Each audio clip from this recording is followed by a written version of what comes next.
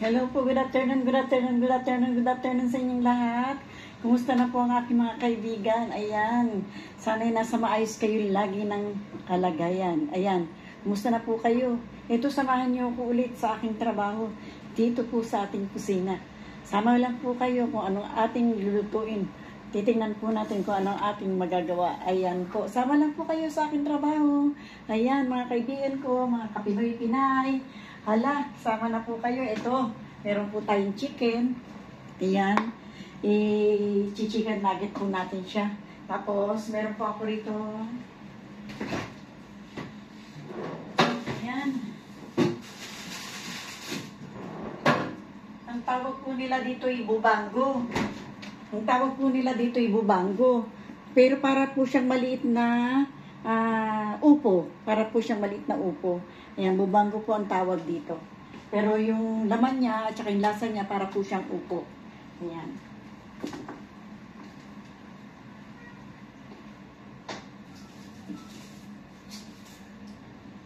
Kumuha po ako ng sibuyas at saka ng bawang.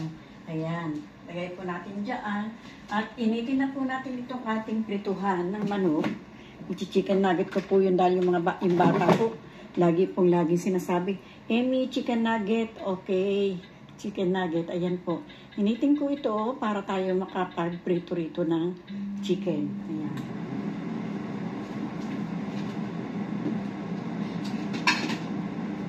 Samahan niyo lang po ako para malibang-libang din ang Tita Emmy sa kanyang trabaho. Lagi pong busy-busy si Tita Emmy. Tingnan niyo po yun, oh. Ang dami ko pong planchahin. Ayun, oh. Ito po, oh.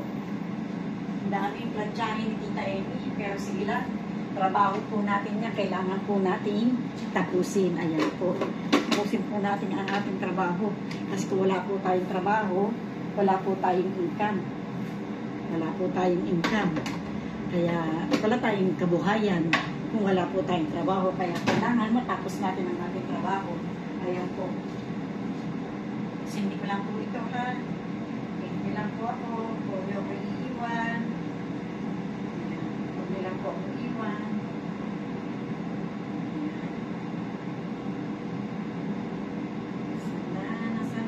Nasana.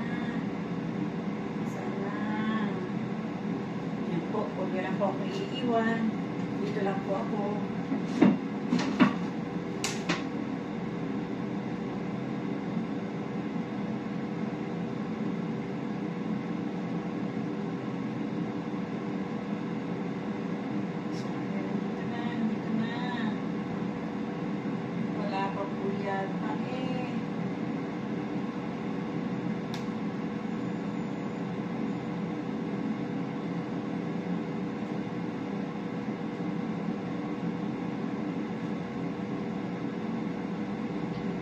Tita Emmy, iwan mo na kami. Wait lang po, ha. Wait po lang talaga. Wait lang po. Gasan po muna ng kamatis. At atin po itong lulutuin. Ayan. Meron na po. Ito po yung lagyan ko na ng timpla. Ito po ang ating chicken. Lagyan ko na po yan ng asin, paminta. Ayan. Kompleto na po yan. Ang gagawin na lang po natin ay ating ipiprito. Tag-iisa po sila sa ating chicken na ginawa, gagawin. Kasi hindi naman po nila gustong marami. Kaya yan. Tapos, yung isa gagawa po tayo ngayon gulay. Hindi na po ngayon talong ang ating gagawin. Yun nga po, bubango ang pangalan niya para po siyang upo sa atin sa Pilipinas. Yan po ang gagawin ni Tita Emmy ngayon. Kaya salamat po sa pagsama niyo sa akin. Sana po hindi niyo po ako iwan. Yan, lalagyan ko po ng chicken. 1, 2, 3. Lalagyan ko na lang po ng chicken yung ating bubango para may lasa naman po. Ayan. Kaya asin na rin po yan. Natimplahan ko na po yan. Natimplahan na po natin yung ating manok. Ilagay lang po natin dito para po na tayo ay makapagluto. Yun nga po. Ayan. Wait lang po tayo ng konti sa ating iniinit na prituhan ng manok. Ayan, lagyan ko na po ito ng mantika habang hinihiwa ko po yung ating mga kailangan. Ayan po.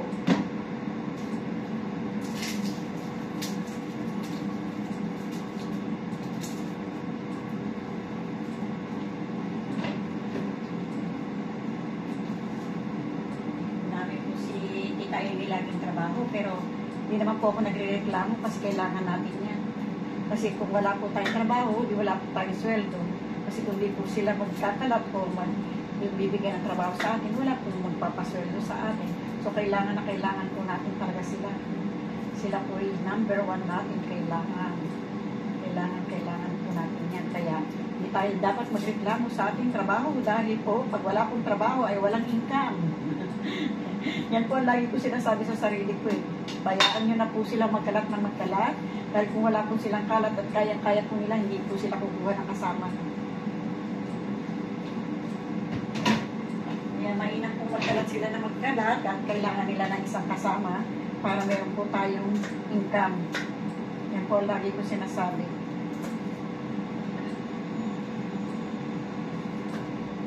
Siyempre po, pag wala silang kinalat, wala tayong aayusin, wala tayong gagawin, kita po nila kailangan ng kasama, di po ba? So, kailangan nila magkalat, kailangan nila ng kasama, o eto tayo, may trabaho. Salamat sa Panginoon. Dahil meron po tayong trabaho. Ayun na. Umingay na po yung ating, ayan, ang ating piprituhan. Lagay na po natin ito. Yun. Dalawa lang po siguro mailalagay natin. Kasi po, pag tatlo, masyado ng masikip. Lagyan po natin ng konti lang ng mantika. Although na hindi raw po kailangan ng mantika. Pero kasi po, pag hindi po natin nalalagyan ng mantika, dry. Dry po yung ating piniprito. Hindi po masarap. So, mas mainam po na para magkaroon siya ng konting sinasabi nila pugoso sa loob. Lalagyan ko po ng konting mantika.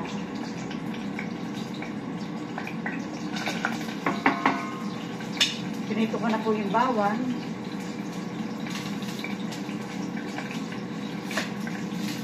Pagod po natin sa lahat ito.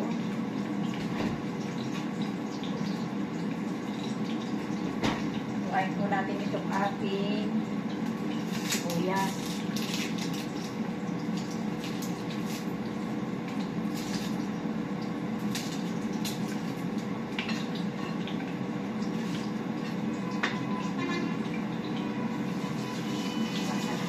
Nugasan ko po para hindi po masyadong masakit sa mata.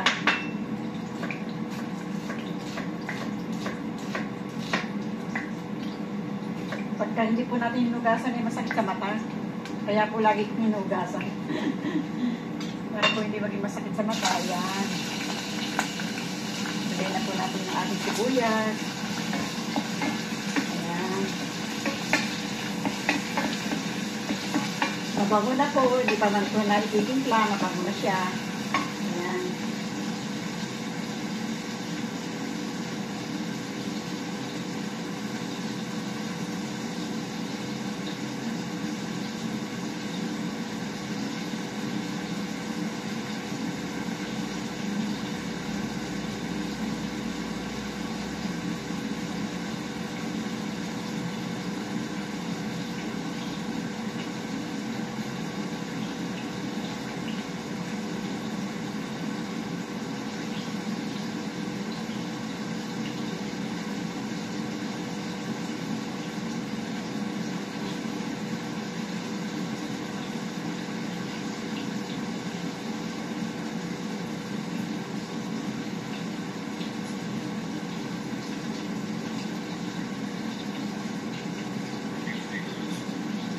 Po. Kain po natin to para po iluto natin ng maayos.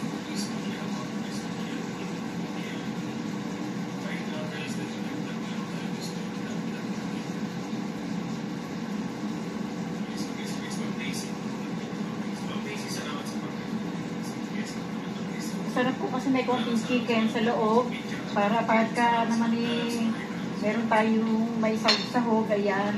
Huwag po natin yan. Okay. Ayan po.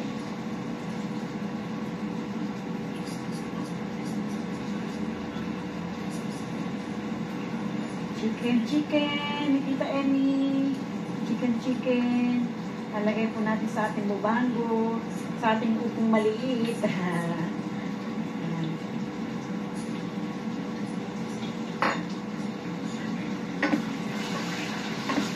Basang pa lang po yung ating kamay. Ayan. Sarap na po yung amoy ng sibuyas at bawang. Yung pong amoy nila yung masarap na. Yung amoy ng sibuyas at ng bawang, nagsama na po. Ang sarap po ng amoy nila. Ayan. Lagyan ko na po ng konting asin. Lagyan po natin ng paminta. Ayan. Lagyan ko na po ng paminta.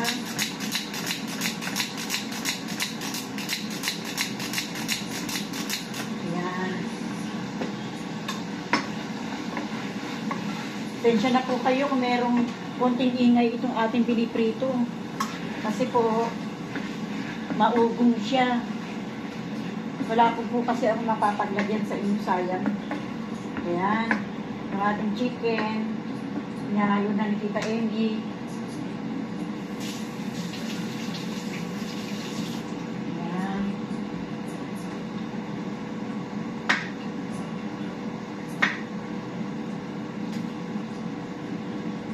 Siguro po yung nagtataka kayo bakit hindi ko pa nilalagay itong kamatis. Nagtataka po siguro kayo bakit tita, nililate mo lagi ang kamatis. Kasi po, yung kumakain, ayaw po ng lutong-luto ang kamatis. Gusto po niya medyo naipapasabay sa guloy. Hindi po talagang, hindi po katulad natin na talagang sinasalsa po natin maigi ang kamatis. Siya po ayaw niya po. Gusto niya pag kinagat niya yung kamatis, parang crunchy pa. Yun po ang gusto niya. Kaya lagi kong hinuhuli ang kamatis. Sa atin po'y pagtapos ng sibuyas, pwede nang ilagay ang kamatis para po'y lumambot. Hindi po sa kanya, hindi po. Ayaw po niya. Ayaw po niya ng kamatis na malambot na malambot.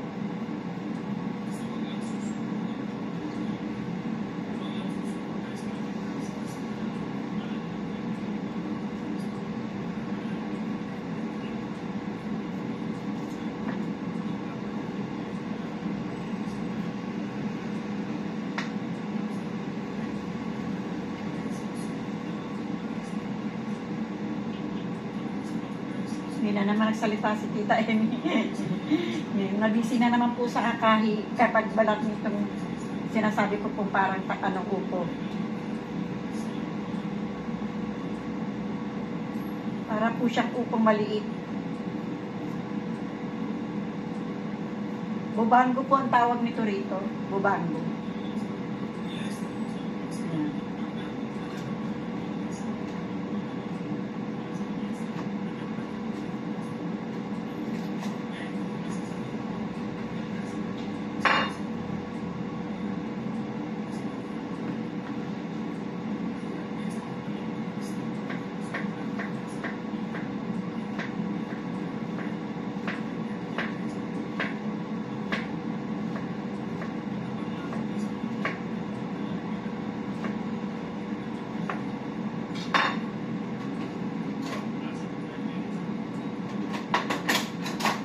Baliktarin po natin itong ating piniprito. Yung minto ng konti yung ingay, pasensya na po kayo. Kung naiingayan po kayo. Dali na lang po ito. Ayan. Hindi na po masyadong... Ayan po. Lagay ko na po ito sa kaniwa. Ayan.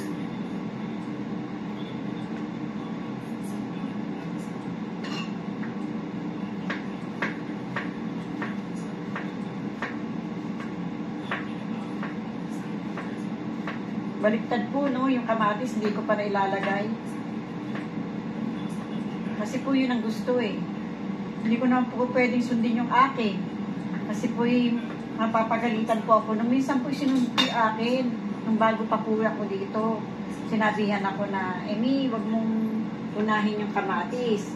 Tapos ipinaliwanag ko. Dahil sumunod na araw, sinunod ko pa rin yung akin. Sabi niya, hindi talaga daw niya gusto yung yung kamatis na naluluto ng gusto. Gusto raw po niya yung malambot-lambot. Eh, syempre, hindi naman po tayo ang kakain. Siya naman po ang kakain. Kaya po, yun, isang beses na sinunod ko yung akin, yung gusto ko. Eh, syempre, hindi naman po ako kakain. Kailangan ko pusugin siya. Ayan.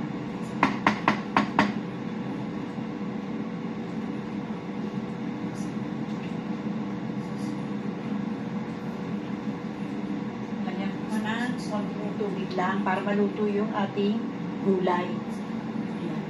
Maluto po yung ating gulay. Kasi po hindi maluluto yung ating gulay. Ayan.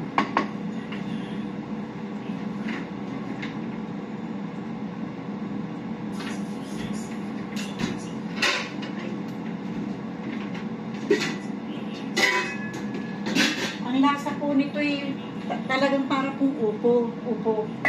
Yan. Kaya po pagka hinihiwa ko po yan, bibili po ako ng ganyan, lalagyan ko sardinas para po siyang upo na may sardinas. Ang sarap po.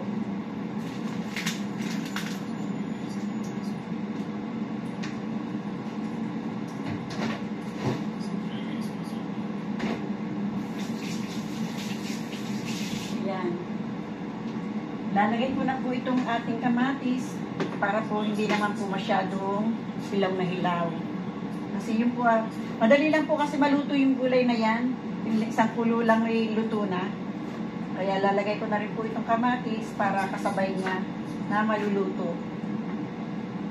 Sabi niya po siguro, Tita Emi, di hilaw yung kamatis. Opo, yun po ang gusto talaga nila. Medyo hilaw po yung kamatis.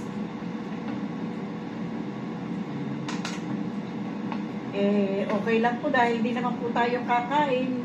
Syempre, ang gusto niya po ang ating magsusundin. Yun po ang ko.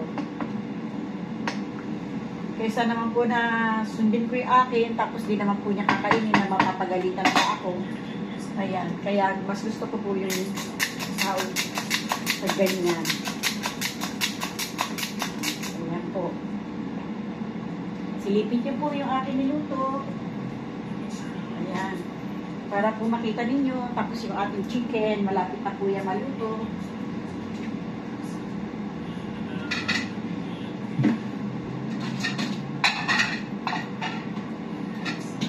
Ayan.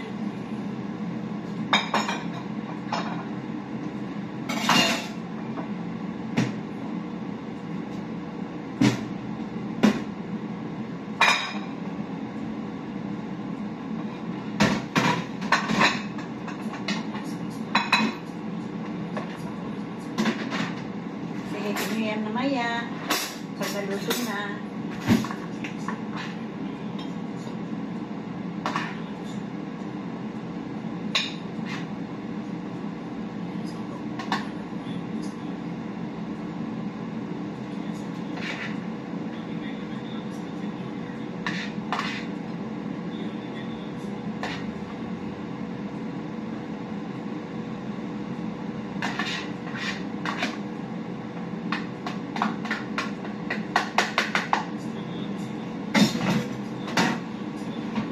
Paella.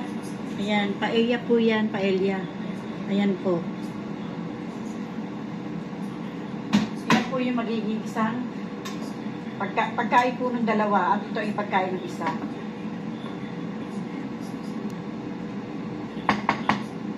Malapit nang maluto yung chicken natin para po ilalagay natin dito.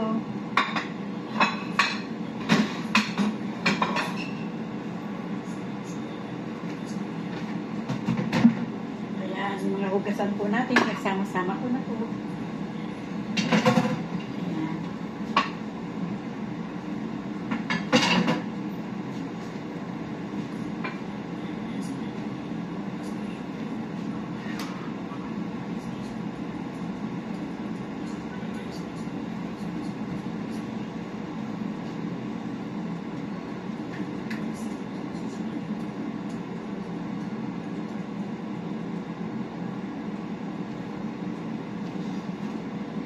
malapit na po ito matapos.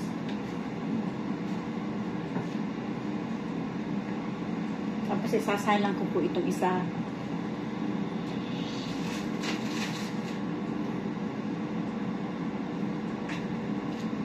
Para pag natapos po, ipapakita ko po sa inyo kung anong magiging pagkain nila ngayong tanghalian. Ayan po. Kamusta na po ang aking mga kaibigan? Ayan, tapos na po. Kamusta na po kayong lahat? Sana po lagi kayo maayos sa kondisyon. Si Tita Emmy, hindi pa rin maayos yung kanyang tonsil. Hindi po tonsil kasi ano eh. Ano ba yun? Goiter po, goiter. Ayan po.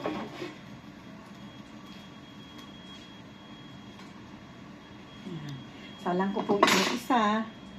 Ayan, meron na po silang pagkain. Ito po ang kasama nito, itong gulay na niluluto natin. Yan po.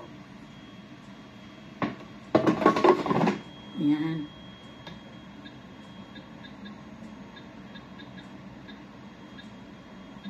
Ayan, pakita ko po sa inyo. Samahan niyo po ako. Ayan po.